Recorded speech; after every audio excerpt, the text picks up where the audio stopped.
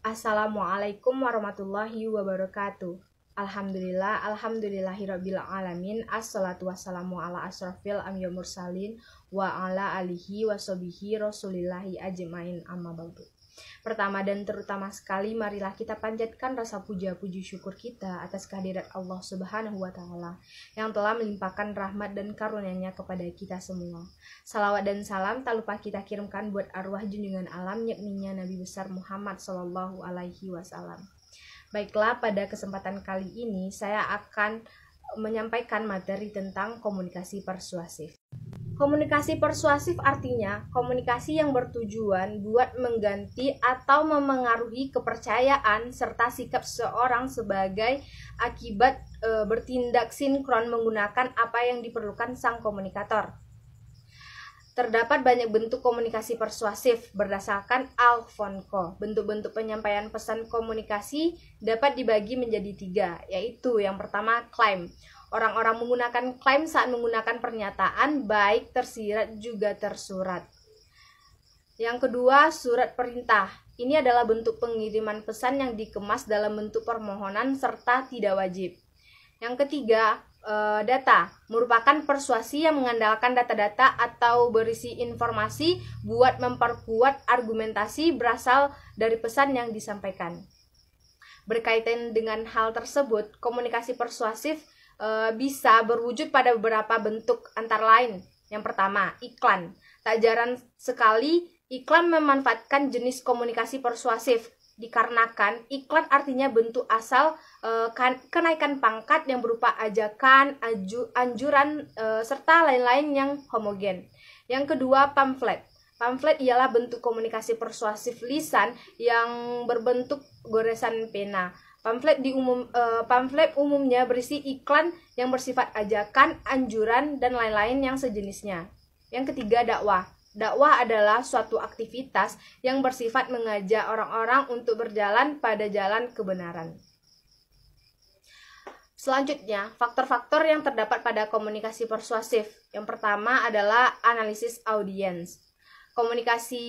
Komunikator wajib mengetahui dan menyelidiki karakteristik berasal dari audiens seperti perilaku, kepercayaan, fokus, serta gaya hidupnya. Menggunakan hal tersebut akan menolong komunikator dalam memberikan dan menyesuaikan pesan yang disampaikannya.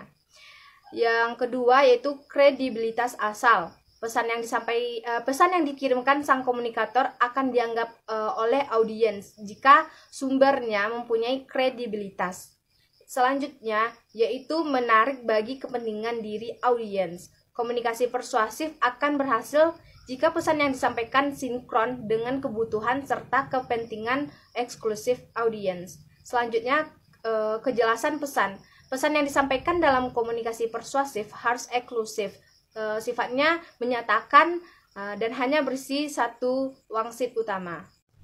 Selanjutnya, saat dan konteks. Pesan yang disampaikan dalam komunikasi persuasif akan efektif jika faktor-faktor lingkungan mendukung pesan tersebut, atau jika pesan yang diterima oleh konteks yang berasal dari pesan lain menggunakan individu yang akrab. Selanjutnya ada partisipasi audiens. Perubahan dan penguatan sikap ditingkatkan menggunakan keterlibatan dan partisipasi komunikan atau audiensnya. Selanjutnya, sugesti buat bertindak. Dukungan yang diberikan terhadap inspirasi ide yang disampaikan dalam bentuk tindakan yang jelas. Selanjutnya ada konten serta struktur pesan. Berwujud teknik pada menghasilkan pesan yang lebih persuasif. Selanjutnya, berbicara persuasif.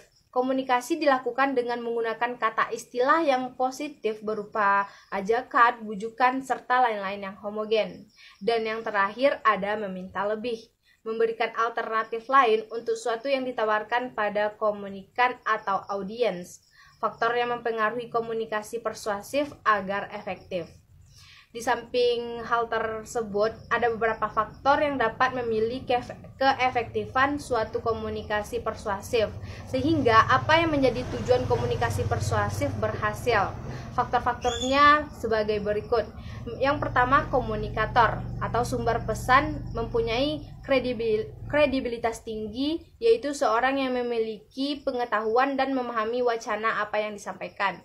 Yang kedua, pesan yang disampaikan harus wajar sehingga praktis diterima dan dipahami oleh sang komunikan.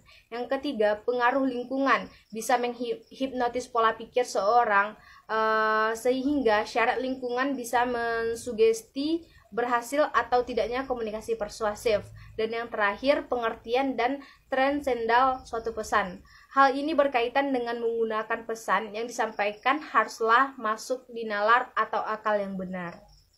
Baiklah, hanya sekian materi yang dapat saya sampaikan. Jika ada salah dan kurang, saya mohon maaf. Assalamualaikum warahmatullahi wabarakatuh.